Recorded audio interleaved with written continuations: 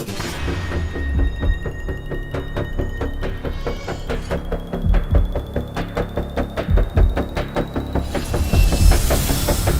Vuitton is the most valuable luxury fashion brand in the world. Its CEO, Bernard Arnault, is also the second wealthiest man on the planet with a net worth of around $180 billion. Looking at the success of today, you would never guess that the company was started by a man who was homeless during his teenage years, had no education, and slept in a forest. Louis Vuitton is a true rags to riches story, but the company would also be subject of a hostile takeover, countless lawsuits, and a host of other controversies. This is the insane story of Louis Vuitton and how a tiny family business evolved into one of the most powerful brands in the world.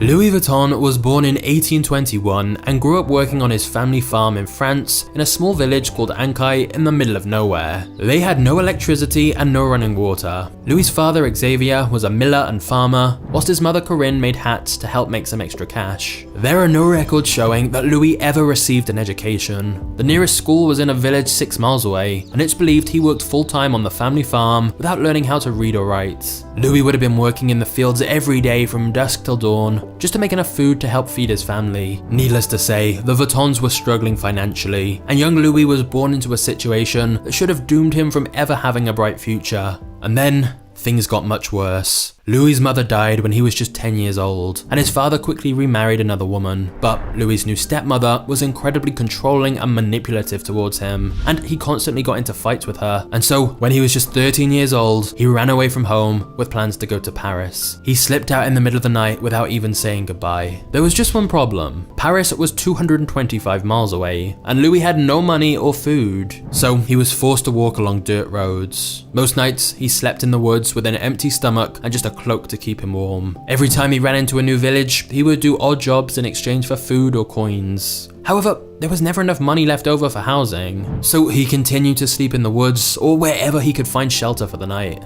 Through these various odd jobs, Louis was able to pick up skills from craftsmen, and he learned how to work with metal, stone, fabric, and wood. This collection of various skills would later transform his life. But at this rate, travel was incredibly slow. It took him 3 years to reach Paris.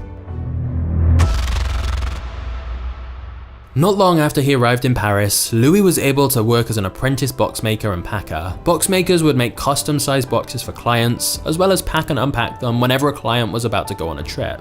This job allowed him to meet many people from the upper class who were looking for custom-made luggage for their travels. And Louis worked here for several years, learning the craft and working as hard as he could. In fact, in 1851, the Empress of France ended up being a customer and took notice of his fine craftsmanship. She appointed him as her personal boxmaker and packer. For most boxmakers, this would be the highest honor anyone could ever achieve in their career. Louis had gone from a homeless teenager with nothing to his name to now working a prestigious job amongst royalty. That was a massive achievement on its own. But Louis Vuitton had an even bigger vision for his future. After getting married when he was 33, Louis used his savings to start his own business and opened up his own boxmaking workshop in Paris to begin selling his own products. You see, Louis had noticed a major flaw in the luggage of the day. All of the boxes were made of leather and had rounded dome-shaped tops so that rain would roll off the top of the luggage. The major issue was that it was impossible to stack them, so packers had to carry the boxes one by one. Louis began experimenting with different materials to use instead and found that canvas was lighter, durable, and more water resistant, which meant the trunks could have flat tops instead. This made everything more efficient, as it was now possible to stack them up in a pile and pack multiple trunks at the same time, and they were also more compact. Louis's new suitcase design brought on the dawn of modern-day luggage. At this point, Louis had already built up his professional reputation as well as connections to the upper class, so once he launched his new line of luggage, it was immediately a huge success. He even created a Louis Vuitton catalog so that customers could look at products that he had available and have them made before sending it to their homes. Within 2 years of creating his new suitcases, they were considered an elegant and must-have accessory amongst the wealthy, as it became a status symbol, and the brand had become so popular that he was receiving orders from around the world. He even began receiving orders from royals as far away as Egypt. In 1859, Louis made enough profit to hire a team of craftsmen to help fulfill his orders. He opened a new workshop outside of Paris where he hired 20 employees. Around that time, more and more people were beginning to travel by train and boat, so the number of his potential customers increased exponentially. Traveling was no longer a hobby exclusive to the rich. People from all walks of life were now in need of high quality luggage. It would seem as though Louis had made it and would go on to succeed for the rest of his life. Unfortunately, that was not the case. France was heading to war, and tragedy was about to strike once again for Louis Vuitton. Before we get to the next chapter, I have a question for you. Have you heard about the sneaker company Vessi? Now here's the thing, if you get caught in the rain wearing sneakers normally, your shoes can get ruined and your feet are gonna get soaked. But today's video sponsor Vessi has the solution, with their 100% waterproof sneakers that will keep your feet dry no matter what the weather. I've been wearing my own pair of Vessis for a little while now, and they're actually really comfortable. I've also found them useful for travel as they're so lightweight. But the best part is they're made from Dymatex, which is a dual climate material which will keep you cool in summer and warm in colder weather. So it's a great investment as you can wear the shoes all year round. Plus, if you use the link in the description and enter code MAGNATES, you'll get $25 off your pair of Vessi shoes. So if you want a comfortable, stylish sneaker you can wear in all seasons, check out Vessi today by clicking the top link in the description below. That's vessi.com/magnates with the promo code MAGNATES to get your discount today. And after you've done that, let's get back to our story. In 1870, when Louis was 49 years old, the Franco-Prussian War broke out. Louis had to flee his home and live in a cramped shelter with thousands of others. Food supplies were extremely low, and he feared for his life. When Louis could finally return to his shop in 1871, everything was destroyed. Windows were smashed, equipment was stolen, and he had lost everything he'd worked so hard for. But instead of giving up, he decided to use his savings to rebuild the business, and vowed that it would be even better than it was before. With so many people displaced from the war, there were far more empty shops available for rent throughout the city. So Louis Vuitton took advantage of this by opening his new shop in a much more wealthy, aristocratic location in Paris. It was perfect because it was right next to the railway station and the Grand Hotel, so travelers who needed new luggage didn't need to go far to find the Louis Vuitton store. By 1872, he came out with a brand new design, luggage made out of a beige canvas with stripes. This became incredibly popular, and people loved showing off the modern style. Many other brands tried to copy his style, but his bags were such ridiculously high quality, the customers still preferred a true Louis Vuitton bag. For the next 20 years, Louis continued to work at his new shop in Paris, until his death when he was 70 years old.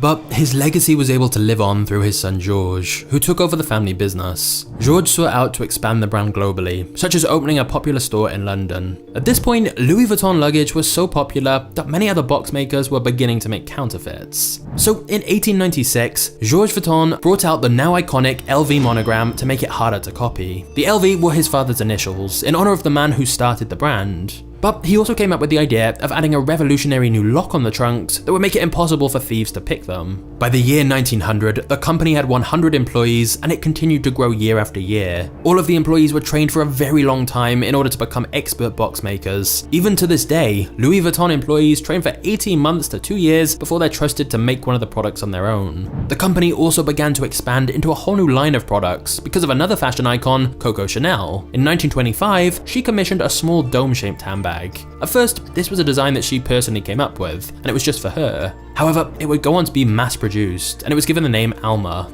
This was massively successful, so Louis Vuitton decided to make more small leather bags like the Keepall, Speedy, and No. Before Louis Vuitton, handbags were often seen as quite inelegant and bulky, but the company played a big role in them being seen as much more fashionable. Georges Vuitton died in 1936, and the company was then passed over to his son, Gaston Louis. However, Gaston took over the company at a very difficult time, because in just a few years, France was once again heading to war. During World War II, contracts were cancelled, and Gaston was forced to shut down the Louis Vuitton factory. Paris was under siege again. The only way Gaston Vuitton could save the business was to collaborate with Nazi Germany. An author named Stephanie Bonvinci wrote a book called Louis Vuitton, A French Saga. During her research of the company archives, she asked if she could see records from World War II. Almost immediately, the representatives from the company tried to avoid showing her the information. They claimed that all of the documents from 1930 to 1945 were destroyed in a fire. But after doing a lot of digging into other historic documents, Stephanie discovered that Louis Vuitton was able to open a glamorous ground floor shopfront in the Hotel de Parc throughout the Nazi regime, as they collaborated with them. Meanwhile, several other brands were forced to shut down because they refused to cooperate with the Nazis. Clearly, the company was ashamed of this part of their history. But they would argue Gaston did what he needed to do in order for the company to survive. Other fashion designers like Coco Chanel also collaborated with the Nazis in order to make sure her business in Paris was not destroyed. If it were not for their choice to work with the enemy, their brands likely would no longer be around today.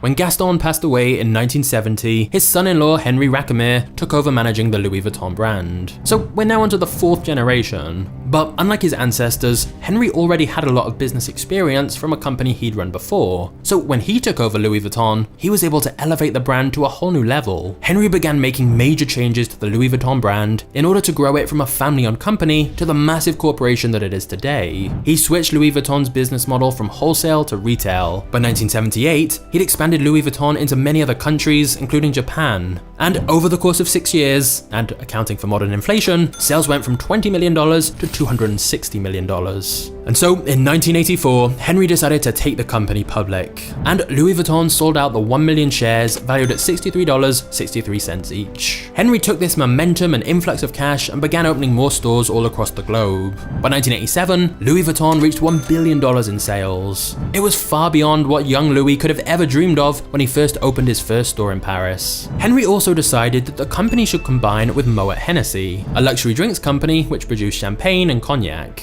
And together, they formed a new luxury conglomerate called LVMH. In theory, by joining together, it would allow them to pool resources and expand even faster. Unfortunately, after the merger, Henri didn't end up getting along well with the president of Moet Hennessy, so Henri asked a successful property developer he knew, named Bernard Arnault, to help him manage the situation. Unfortunately, inviting him in as an investor would backfire in a huge way. Bernard secretly bought 43% of the shares of Louis Vuitton, and got support from the Moet and Hennessy families to gain more power in LVMH. Henri felt he'd been betrayed by the man he'd brought in to help him, and so took Bernard to court, demanding that he should no longer have the majority stake in Louis Vuitton. But the courts ultimately sided with Bernard. Henri was so angry about being backstabbed by his friend that he decided to quit working for Louis Vuitton completely. Now, for the first time in nearly 100 years, no one from the Vuitton family was involved with the brand. After all of this drama of Bernard's hostile takeover, sales of Louis Vuitton began to crash. Journalists were no longer covering the brand, and for a while, it looked as though the company might fail. However, Bernard knew how to turn the fortune of the company around. Louis Vuitton was able to make a comeback when it began to collaborate with several fashion designers during its 100th anniversary collection. Big names like Vivienne Westwood and Isaac Mizrahi all created their own take on the iconic LV monogram logo. They created products that customers had never seen before, and people were once again trying to get their hands on a Louis Vuitton bag. Ultimately, Bernard's investment in Louis Vuitton paid off in a massive way. He is now the CEO of LVMH, and in 2021, Forbes officially dubbed him the richest man in the world with a net worth of over $180 billion. Now, of course, as stock prices move, these rich list rankings change, but he's almost always in the top 5 richest people in the world. However, out of the wealthiest people, like Bezos, Musk, Gates, Buffett, Bernard Arnault is definitely the least known, as he prefers to stay out of the spotlight. What we do know is he has such a ruthless reputation in business. He is known as the Wolf in Cashmere, which is why today LVMH has over 70 different brands it owns through all of the acquisitions and mergers Bernard has pulled off. This one company owns so many of the most luxurious brands in the world, and yet it all started with a broke, homeless teenager.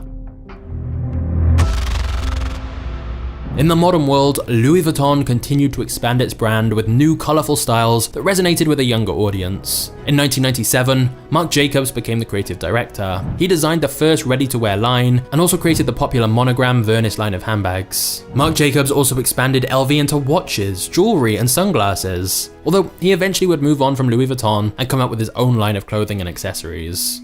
Of course, the company is not without its issues. Louis Vuitton has an entire team of lawyers searching for copyright infringement, and they don't hesitate to sue someone if they believe that they're copying the brand logo. They've even sued Google for search results and advertisements, leading people to fake bags. Google won the case though, arguing they can't control what their users put on the internet. Louis Vuitton has also gone on to collaborate with brands like Supreme, which expanded their demographic like never before. Believe it or not though, Louis Vuitton actually sued Supreme as well for copying their logo, until they realized how profitable a collaboration would be. Now, Louis Vuitton Supreme items resell for a small fortune. For example, the leather trunk is on sale for $125,000. Or even an LV Supreme hoodie is over $5,000. Of course, the counterfeit problem Louis Vuitton had since the early days of the business is still an issue for the brand today. They estimate that every year they lose hundreds of millions of dollars to counterfeit versions of their products. However, even after being in business for 168 years, they don't seem to be slowing down anytime soon. Louis Vuitton continues to be a brand that many people aspire to wear, and it's a staple among the rich and famous. Currently, they are the #1 fashion brand in the entire world, valued at $39 billion. With more than 400 stores, you can find a Louis Vuitton in nearly every major city around the globe. But what do you think of Louis Vuitton?